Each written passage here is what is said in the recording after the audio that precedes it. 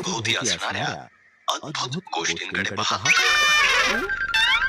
चला तर परत आपण सुरुवातीकडे जाऊया आणि या सर्वांची सुरुवात कशी झाली याविषयी पवित्र शास्त्र काय सांगतं ते पाहूया. अवतीभोवती असणाऱ्या अद्भुत गोष्टींकडे पहा. चला तर परत आपण सुरुवातीकडे जाऊया आणि या सर्वांची सुरुवात कशी झाली याविषयी पवित्र शास्त्र काय सांगतं ते पाहूया. प्रारंभी देवाने आकाश आणि पृथ्वी ही बनवली. देव अंधकारावर फिरत होता आणि तो म्हणाला, प्रकाश हो. आणि त्यानं त्या प्रकाशाला दिवस असं म्हटलं आणि त्याने अंधकाराला रात्र असं म्हटलं. पहिला दिवस पूर्ण झाला. नंतर देवाने वर आकाशातील आणि खाली पृथ्वीवरील पाणी वेगळं करण्यासाठी अंतराळ निर्माण केलं. त्याने त्या अंतराळाला आकाश असं म्हटलं. दुसरा दिवस पूर्ण झाला. देवाने ते पाणी एका ठिकाणी एकत्र केलं आणि कोरडी भूमी दिसू लागली. देवाने त्या भूमीला जमीन असं म्हटलं आणि जलाशयाला समुद्र असं नाव दिलं.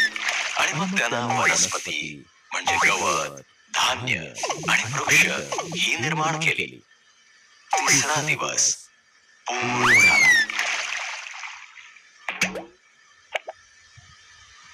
मग देवाने आकाशामध्ये ज्योती बनवल्या.